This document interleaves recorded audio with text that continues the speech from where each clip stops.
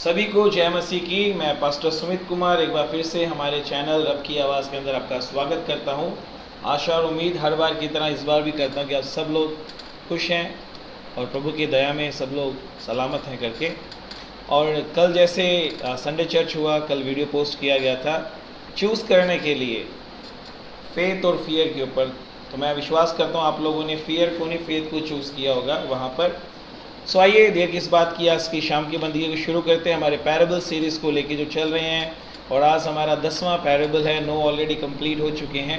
सो आइए परमेश्वर से प्रार्थना करेंगे, प्रभु हमें इस मीटिंग में अगुवाई करे, सहायता करे और चलाए। आइए अपनी आंखों को बंद करेंगे और प्रार्थना करेंगे। दयालु पिता परमेश्वर यीशु राजा, एक बार फिर से हम आपके चरणों में आते हैं, आपके अनुग्रह के सिंहासन के निकट आते हैं प्रभु जी। पिता परमेश्वर, एक बार फिर से हम अपने आप को आपके सामर्थ्य और पवित्र हाथों में सौंपते हैं प्रभु। एक बार फिर से हम आपसे दया और कृपा मांगते हैं प्रभु आज की मीटिंग के लिए। प्रभु आज मीटिंग में प्रभु एक बार फिर से आप हमारी सहायता करना, मदद करना, पवित्र आत्मा अपना अभिषेक, अपना मस्सा देना। और पिता परमेश्वर एक बार फिर से प्रार्थना करते हैं हमारे अंदर जो भी मलिनताएं, अशुद्धताएं हैं प्रभु, जो आपको पसंद नहीं है प्रभु, अपने लहू से धोके में शुद्ध कर, पवित्र कर, हमें लायक बना प्रभु कि पिता परमेश्वर हम आत्मा और सच्चाई से तेरी आराधना कर सकें प्रभु जी। और प्रभु अपने वचन के द्वारा हमसे बातचीत कर, और प्रभु पिता परमेश्वर इस वचन के ऊपर हम लोग ठहर सकें, इसके वचन के मुताबिक चल सके प्रभु जी। इसमें अब हमारी मदद करना, सहायता करना प्रभु जी। आप ऐसा कर रहे हैं, हम आपका धन्यवाद करते हैं। यीशु राजा आपके सामर्थ्य नाम से प्रार्थना मांगते हैं, सुने और ग्रहण करें, आमीन। Hallelujah, hallelujah. सो सभी भाई बहनों को कहना चाहता हूँ, आज आप लोग देख रहे होंगे मैं अकेला ही सामने खड़ा हूँ, आगे हमेशा लवली या रवि कोई ना कोई हमारे साथ वर्शिप में होता है। तो बात यह कि लवली हमेशा मेरी सपोर्ट कर रहा था। कल गिटार की वायर टूट गई जो अभी लॉकडाउन की वजह से हमारे पास मौजूद नहीं है। तो आज हम जो आराधना का गीत है ये भाई साहब हमारी मदद करेंगे इसके अंदर। अब ये म्यूज़िक देंगे और हम लोग उसके साथ साथ गाएंगे। आज गीत गाएंगे तू बढ़े मैं घटूं मेरे जीवन में, महिमा तुझे मिले। तो आइए सब लोग मिलकर इस गीत को गाएंगे और परमेश्वर की आराधना करेंगे। सब लोग इस गीत को गाएंगे मिलकर, ये मिलकर परमेश्वर की आराधना करें म्यूजिक के साथ।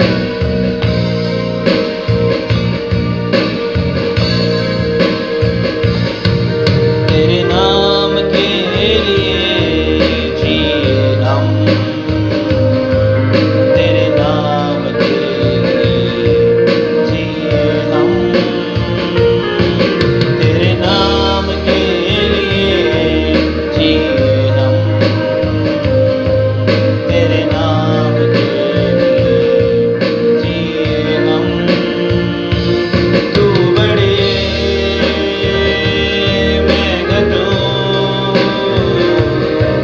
मेरे जीवन से महिमा तुझे मिले। सब बोलिए, तू बड़े मैं घटूं, मेरे जीवन से महिमा तुझे मिले। सच में ये हमारी प्रार्थना होनी चाहिए कि प्रभु मेरे जीवन में तू बढ़े और मैं घटता जाऊं प्रभु जी। तेरे वचन प्रभु जी, तेरी स्तुति बढ़ती जाए।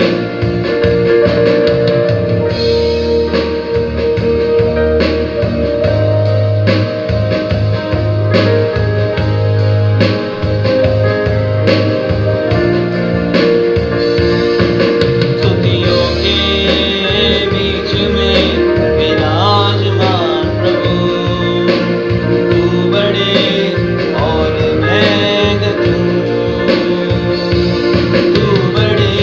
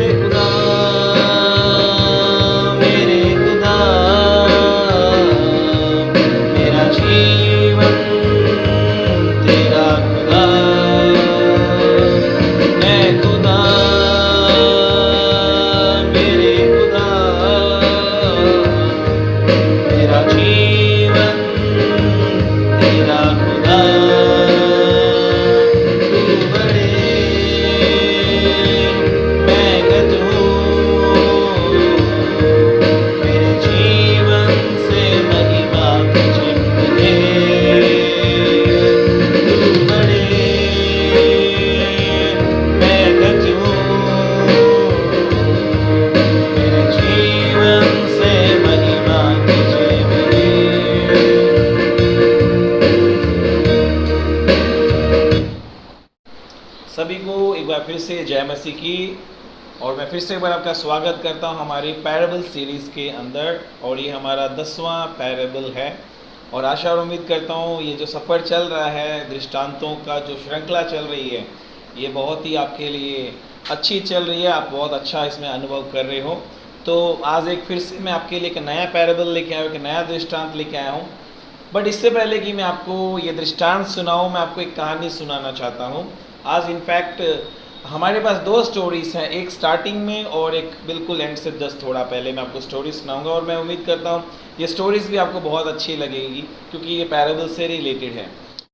ये कहानी एक लड़के की है जिसका बाप बहुत अमीर है, रईस है बहुत ज़्यादा। तो ये लड़का एक दिन अपने बाप के साथ मछली पकड़ने जाता है, और जिस दिन वो मछली पकड़ने जाते हैं, ये लड़का अपने बाप के साथ बहुत ही अच्छे पल बिताता है, बहुत ही अच्छा समय बिताता है। और जब वो मछली पकड़ के सारा टाइम स्पेंड कर चुके होते हैं, तो अपने बाप को एक बात बोलता है, पापा मेरी ज़िंदगी का सबसे खूबसूरत दिन ये जब मैंने आपके साथ समय बिताया और मछली पकड़ने आया। तो अचानक ऐसे हुआ कि रात को ये लड़का जब पापा के कमरे में गया, पापा तो वहाँ मौजूद नहीं थे, उसके हाथ में पापा की डायरी लग गई।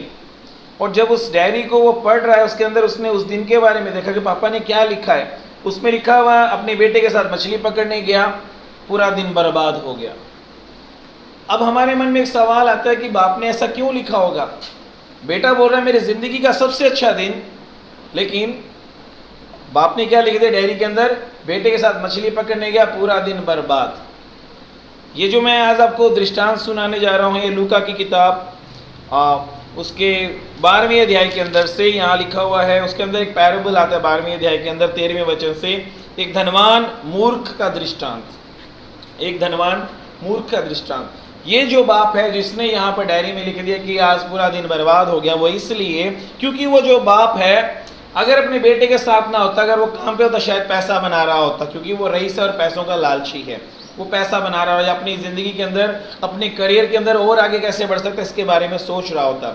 लेकिन अब उसने डायरी में लिखा मेरा दिन बर्बाद हो गया क्योंकि मैंने अपने बेटे से मछली पकड़ी। Hallelujah, hallelujah. ये जो पैराबल है जो यीशु मसीह ने यहाँ पर बताया, एक धनवान मूर्ख का दृष्टांत, ये क्यों कहा हमें इसी पैसेज में क्लियर हो जाता है। मैं पढ़ूंगा, आप जरा गौर से सुनिएगा, फिर हम आगे बढ़ेंगे। यहाँ लिखा हुआ है, फिर भीड़ में से एक ने उससे कहा, है गुरु, मेरे भाई से कह कि पिता की संपत्ति मेरे साथ बांट ले।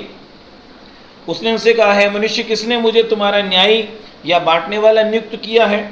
और उसने उनसे कहा, चौकस रहो और हर प्रकार के लोभ से अपने आप को बचाए रखो। फिर से सुनिए यीशु मसीह ने क्या कहा, चौकस रहो और हर प्रकार के लोभ से अपने आप को बचाए रखो, क्योंकि किसी का जीवन उसकी संपत्ति या बहुतायत से नहीं होती। यहाँ पर एक भाई है जो पैसों का लालची है, और यीशु मसीह को आके बोल रहा है कि तू ऐसा कर, मेरे भाई को बोल, जो भी हिस्सा है बाप की जो संपत्ति है उसको बांट, और हम लोग उसको क्या करें, हाफ ऑफ कर लें। वो भूल गया लॉ के अकॉर्डिंग, उस समय के कानून के मुताबिक जो बड़ा बेटा होता उसको दुगना पोर्शन मिलता था, लेकिन वो इतना लालची, वो चाहता कि बराबर बांट दिया जाए। फिर भी यीशु मसीह ने क्या बोला, है मनुष्य, मुझे किसने आपके बीच, तुम्हारे के बीच में न्याय या बांटने वाला नियुक्त किया है करके। उसको ये बात बोल रहे हैं क्योंकि मैं न्याय करने यहाँ नहीं आया हूँ इस बात के लिए, लेकिन उसको एक बात समझा रहे हैं क्योंकि वो लालची हुआ पड़ा है, ग्रीडी हुआ पड़ा है। उसको एक बात बोल दिया, हर प्रकार के लोभ से अपने आप को बचाए रखो। और एक और बात बोली, क्योंकि किसी का जीवन उसकी संपत्ति या बहुतायत से नहीं होती, यानी उसके जीवन में संपत्ति कितनी है, पैसा कितना, उससे उसको उसका जजमेंट नहीं होता है। हालेलुया। फिर यीशु मसीह ने एक स्टोरी, इसी व्यक्ति को एक स्टोरी सुनाई, मैं वो भी पढ़ के बताऊंगा। उसने उनसे एक दृष्टांत कहा, किसी धनवान की भूमि में बड़ी उपज हुई, किसी धनवान की भूमि में बड़ी उपज हुई, तब अपने मन में विचार करने लगा, मैं क्या करूं, क्योंकि मेरे यहाँ जगह नहीं जहाँ अपनी उपज इत्यादि रखूं। उसने कहा, मैं ये करूँगा, अपनी बखेरियाँ तोड़कर उनसे बड़ी बनाऊंगा और वहाँ अपना सब अन्न और संपत्ति रखूँगा, और अपने प्राण से कहूँगा कि प्राण, तेरे पास बहुत वर्षों के लिए बहुत संपत्ति रखी है, चैन कर, खा पी, सुख से रह। परंतु परमेश्वर ने उससे कहा, है मूर्ख, इसी रात तेरे प्राण तुझसे ले लिए जाएगा, तब जो कुछ तूने इकट्ठा किया वह किसका होगा? ऐसा ही वह मनुष्य भी है जो अपने लिए धन बटोरता है परंतु परमेश्वर की दृष्टि में धनी नहीं। Hallelujah, hallelujah. क्या एक सवाल जो हमने करना है, क्या अमीरी या पैसा हमें बहुतायत का जीवन दे सकता है? क्योंकि एक बार एक मिलेनियर ने एक बात बोली थी, बहुत अच्छी बात बोली। उसने क्या बोला, तुम्हारे पास जिंदगी का सारा पैसा हो सकता है, सारी जिंदगी के मतलब दुनिया का सबसे ज़्यादा पैसा तुम्हारे पास हो सकता है, लेकिन उस चीज़ का फायदा क्या यदि वो व्यक्ति कैसा है, अकेला है, तन्हा है, गमों में है, परेशान है, वो पैसा किस काम का? आज कोरोना वायरस पूरी दुनिया में छाई हुई है, लोगों के पास अरबों रुपए हैं, है ना, लेकिन सोल्यूशन नहीं है ना। तो यहाँ पर एक व्यक्ति के बारे में बताया, इसको हम थोड़ा देख देख के करेंगे। ये अमीर भी है लेकिन मूर्ख भी है। परमेश्वर इसको क्या बोल रहे हैं, यीशु मसीह इसको क्या बोल रहे हैं, मूर्ख बोल रहे हैं। जबकि ये क्या है, अमीर है, लेकिन यीशु मसीह इसको क्या बोल रहे हैं, मूर्ख। क्यों? आपको मालूम है अक्सर जिंदगी के अंदर कुछ चीज़ें हमारे आ जाती हैं, वो इस आदमी के अंदर भी थी, मैं मेरा करते रहता है ना इंसान जैसे। यहाँ पर इस आदमी के अंदर भी मैं और मेरा है। अगर आप वचन को पढ़ोगे 17वें वचन के अंदर, वहाँ मैं और मेरा दोनों मिल जाएगा आपको। जो व्यक्ति मैं और मेरा करने वाला है, जहाँ पे मैं और मेरा आया था, यानी वो किसको दिखाता है, घमंड को दिखाता है या फिर लालच को दिखाता है, वहाँ जिंदगी क्या होती है, बर्बादी की ओर चल पड़ती है। Hallelujah, hallelujah. तो यहाँ पर भी ये जो व्यक्ति है इसके अंदर क्या है, मैं और मेरा। और ये देखो यहाँ पर हमको सीखने के लिए क्या मिलेगा। पहली बात, इसकी जो तैयारी है वो गलत तैयारी है। क्या है पहली बात जो हम इससे सीखते हैं, उसकी तैयारी क्या है, गलत है। उसने क्या बोला, हम पढ़ते हैं 18वें वचन के अंदर, उसने कहा, और उसने कहा मैं ये करूँगा, मैं अपनी बखेरियों को तोड़कर उसे बड़ा बनाऊंगा और वहाँ अपना सब अन्न और संपत्ति रखूँगा। यानी जो स्टोर होते हैं उसे तोड़ूंगा, बड़ा करूँगा, वहाँ पर जितना भी मेरा इस समय गेहूँ या जितनी फसलें आ रही है वो अपना पैसा भी वहीं पर रखूँगा। हालेलुया।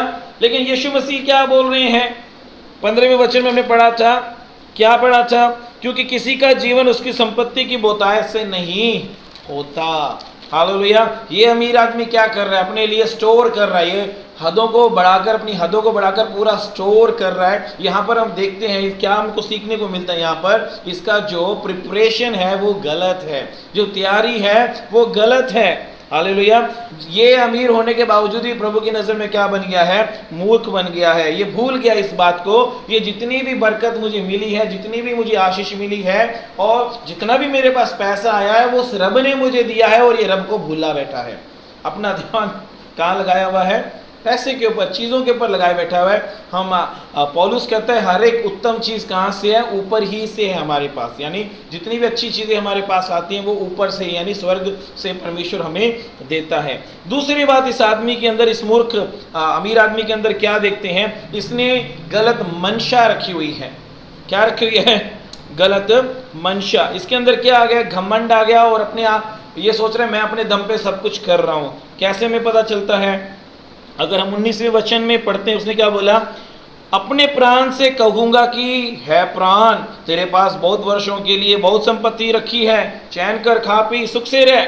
हालेलुया। इसकी मंशा गलत है। ये सोच रहे जो भी किया है घमंड से भरने के बाद, ये मैंने अपने दम पे किया। और आज भी दुनिया में बहुत सारे लोग ऐसे हैं जो ये सोचते हैं हम जो भी कर रहे हैं, जितना भी हम बढ़ रहे हैं, हम अपने दम पे, अपने बलबूते पर कर रहे हैं। यहाँ पर उनकी मंशा गलत हो जाती है। हालेलुया। मेरे भाई और बहनों, मैं आपको सावधान करना चाहता हूँ। प्रभु का वचन हमें पहला तीमुथियुस की पुस्तक में क्या कहता है, मैं जरा पढ़ूंगा, जरा गौर से सुनिएगा। पहला तीमुथियुस की पुस्तक, उसके अंदर मैं पढ़ूंगा एक वचन को, सुनिएगा आप जरा ध्यान से। 6वें अध्याय के अंदर उसके 17वें और 18वें के वचन के अंदर, अमरता केवल उसी की और वे अगम्य ज्योति में रहता है, और ना उसी किसी मनुष्य ने देखा और ना कभी देख सकता है। उसकी प्रतिष्ठा और राज युगन युग रहेगा। आमीन। इस संसार के धनवानों को आज्ञा दे कि वे अभिमानी ना हो और चंचल धन पर आशा ना रखें, परंतु परमेश्वर पर जो हमारे सुख के लिए सब कुछ बहुतायत से देता है। हालेलुया। तो यहाँ लोगों के लिए, जो अमीर आदमी, उनके लिए एक मैसेज है 18वें वचन के अंदर। क्या लिखा हुआ 17वें वचन में, इस संसार के धनवानों को आज्ञा दे कि वे अभिमानी ना हो। वो अमीर आदमी क्या हो गया, अभिमानी हो गया। और यहाँ पर मैसेज में लिखा हमें अभिमानी नहीं होना, बल्कि अपने मन में चंचल होना है। हालेलुया। और धन के ऊपर आशा ना लगाएं, लेकिन परमेश्वर के ऊपर आशा लगाएं। एक और वचन क्या है, वो उस आदमी के अंदर कमी ये नहीं है, वो अमीर आदमी के अंदर उसके पास कितना पैसा है करके वो गलत नहीं है, लेकिन जिस तरफ उसका ध्यान है वो गलत है। यानी बहुतायत के अंदर कोई दोष नहीं कि उसके पास बहुतायत से सब कुछ आ गया, लेकिन दोष इस बात का है वो अपने ऊपर सोचे आ रहा कि मैं अपने दम पे सब कुछ कर रहा हूँ। इब्रानियों की पुस्तक में इससे रिलेटेड एक बात लिखी हुई है, जब आपके पास बहुतायत से पैसा आ जाता है ना, जब बहुत बहुत पैसा आपके पास आता है, हम बहुत अमीर हो जाते हैं, तो वचन हमें बहुत सारी बातें सिखाते हैं। लेकिन एक वचन में पढ़ रहा हूँ यहाँ पर 13वें अध्याय के 16वें वचन में, वहाँ लिखा हुआ है, भलाई करना परमेश्वर को सदा सर्वदा चढ़ाया करें, भलाई करना और उदारता दिखाना ना भूलें, क्योंकि परमेश्वर ऐसे बलिदान से प्रसन्न होता है। हालेलुया। मतलब अगर आपके पास प्रभु ने आपको बहुतायत से दिया, आपका फर्ज बनता है आप प्रभु के कामों के लिए आगे आके प्रभु के लिए दें। जब तक हम प्रभु के राज्य के लिए हम इन्वेस्ट नहीं करते, प्रभु के राज्य के लिए हम बीज नहीं बोते हैं, प्रभु के काम रुक जाते हैं। प्रभु हमें बहुत बारी पैसा इसलिए देता है, धन इसलिए देता है कि प्रभु के काम पूरे हों, प्रभु का वचन लोगों तक पहुंचे, प्रभु की भलाई लोगों तक पहुंचे। लेकिन वो आदमी क्या कर रहा है, वो भलाई जिस परमेश्वर ने उसे दी है वो क्या कर रहा है, वो भलाई अपने तक ही रखना चाहता है। वो कह रहा है मैं अपनी बखियों को तोड़ दूंगा, यानी अपने स्टोर हाउस को तोड़कर यहीं पर स्टोर करूंगा। हालेलुया। तीसरी बात इस अमीर आदमी से क्या है, इसका जो लक्ष्य है वो भी गलत है। इसका लक्ष्य क्या है वो भी गलत है। वो सोच रहा है मेरे पास जितना भी पैसा है खाऊंगा पीऊंगा चैन से रहूंगा, जैसे हमने वचन में पढ़ा ना, वो कह रहा है चैन करेंगे खाएंगे पिएंगे करके मैं ऐसे रहूंगा करके। उसका लक्ष्य गलत, उसका बस है इस दुनिया तक ही उसका लक्ष्य है, उसका ध्यान कहाँ तक है, इस दुनिया तक ही, उसका आगे की जिंदगी का ध्यान नहीं है। थोड़े दिन पहले भी मैंने एक पैराबल के अंदर बताया था, हम दुनिया के अंदर क्या बोलते हैं, किसने स्वर्ग देखा किसने नरक देखा था, खाओ पियो मौज से रहो, यही स्वर्ग है यही नरक है। इसने भी आगे तक का नहीं सोचना, उसने यहाँ तक का लक्ष्य उसने वहाँ तक का ही रखा, नहीं दुनिया तक का ही रखा हुआ है। ये भूल गया कि उसके साथ आखिरी में क्या हो सकता है। मैं याकूब की पत्री के अंदर एक वचन पढ़ रहा हूँ, जरा गौर से सुनिएगा, जो लोग कल के बारे में नहीं सोचते हैं। याकूब की पत्री उसके 4 अध्याय के 13 और 14 में, तुम जो ये कहते हो आज या कल हम किसी और नगर में जाकर वहां 1 वर्ष बिताएंगे और व्यापार करके लाभ कमाएंगे और ये नहीं जानते कि कल क्या होगा। सुन तो लो, तुम्हारा जीवन है ही क्या, तुम तो भाप के समान हो जो थोड़ी देर में दिखाई देती है फिर लोप हो जाती है। Hallelujah hallelujah. सो यहाँ पर हम देख रहे हैं इस आदमी के बारे में क्या है, क्या क्या लिखा हुआ है। हम बहुत घमंड करते हैं ना कल के बारे में, लेकिन हमें नहीं मालूम हमारा जीवन है कैसे। लिखा हुआ भाप के समान है जो थोड़ी देर के लिखता है उसके बाद क्या होता है, लोप हो जाता है ना। हम लोग अपने जीवन को लेकर कितना घमंड करते हैं, मैं ये मैं वो मैं ऐसा मैं वैसा करके। दूसरी स्टोरी के अंदर आते हैं, मतलब ये दृष्टांत यही है, इसी से रिलेटेड एक बात मैं आपको सुनाना चाहता हूँ। जैसे ये सोच रहे हैं ना अपने जीवन को लेकर, खा पी ऐश कर मस्ती कर करके, वैसे ही हुआ क्या, चर्च है एक बहुत बड़ा, उस चर्च के अंदर बहुत सारे लोग आते हैं, लेकिन एक आदमी उसके अंदर बहुत बहुत अमीर है। प्रभु ने उसको इतनी बरकत दी है, इतनी आशीष दी है कि वो बहुत ज़्यादा अमीर है। एक दिन ऐसे उस अमीर आदमी ने अपने पास्टर को अपने घर पे खाने पे बुलाया, और जब खाने पे पास्टर जी गए, उन लोगों ने मिलकर टाइम स्पेंड किया और खाना खा लिया।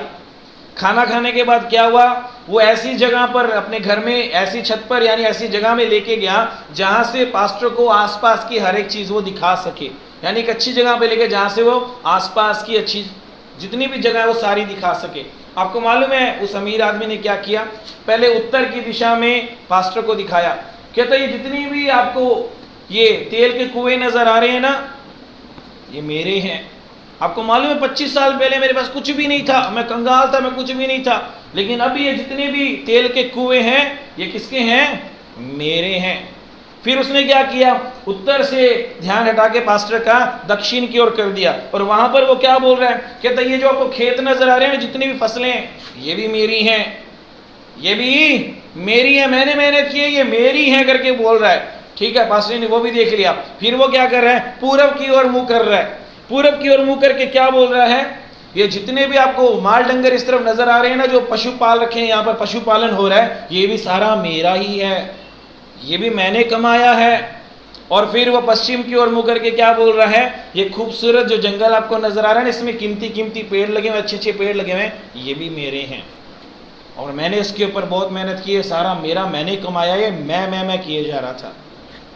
आपको मालूम है ये सब करने के बाद वो पास्टर की ओर देख रहा है और उम्मीद कर रहा था पास्टर जी उसको शाबाशी देंगे। ये सोच रहा था पास्टर जी उसको क्या देंगे, शाबाशी देंगे, भाई तूने कितनी मेहनत की, तेरे पास कितना धन है करके। मालूम है पास्टर जी ने क्या किया, पास्टर जी ने उसके कंधे पे ऐसे हाथ रखा, ऐसे ऐसे हाथ रख के उसके मुंह को ऐसे पकड़ा और मुंह करके ऊपर कर दिया। कहता मेरे भाई वहाँ के लिए क्या है तेरे पास, चारों दिशाओं में तूने दिखा दिया, यहाँ तक मेरा है, जहाँ तक तेरी आंखें जा रही है सब मेरी है, मेरी है, मेरी है। पास्टर जी ने बोला मेरे भाई ऊपर मुँह कर, वहाँ के लिए तेरे पास क्या है। मालूम उस अमीर आदमी ने क्या बोला, मैंने वहाँ का तो कभी सोचा भी नहीं करती। आज बहुत सारे लोग यही गलती कर रहे हैं, ये भी मेरा, वो भी मोरा, ये भी मैंने कमाया, इतने टाइम में कमाया, मेरा मेरा मैं किए जा रहे हैं बकरी की तरह, है ना। लेकिन उस पास्टर ने क्या बोला, ऊपर देख के बता स्वर्गराज के लिए क्या है तेरे पास। उसने क्या बोला, मैंने उसके बारे में कभी विचार ही नहीं किया, कभी भी उसने विचार नहीं किया कि मैंने कुछ किया है करके। हालेलुया। हम लोग बहुत बारी ये चीज़ सोचते ही नहीं हैं। आपको मालूम है एक गलतफहमी में इंसान जो रहता है वो है कल के बारे में, मतलब ज़िंदगी को लेकर सोचता है लेकिन रब के बारे में नहीं सोचता। वो भूल जाता है मैं सिर्फ एक सांस दूर हूँ जीवन और मृत्यु से, है ना। एक दिल की धड़कन रुकने से दूर हूँ जीवन और मौत से, एक एक्सीडेंट से दूर हूँ अपने जीवन और मौत के बीच में करके। वो भूल जाता है कि मेरा जीवन एक पल का अंतर के अंदर जीता हूँ मैं, एक पल के अंतर के अंदर। एक पल पहले मैं, मेरे पास बहुत कुछ हो सकता है, मैं बहुत कुछ हूँ करके, लेकिन एक पल में अगर वो कुछ हो गया जो नहीं होना चाहिए, फिर मैं क्या क्या बोलूँगा। हालेलुया। यीशु मसीह ने एक बहुत अच्छी बात बोली थी, मरकुस की पुस्तक में पढ़ूंगा जरा, 8वें अध्याय के अंदर, मरकुस की पुस्तक उसके 8वें अध्याय में चलेंगे।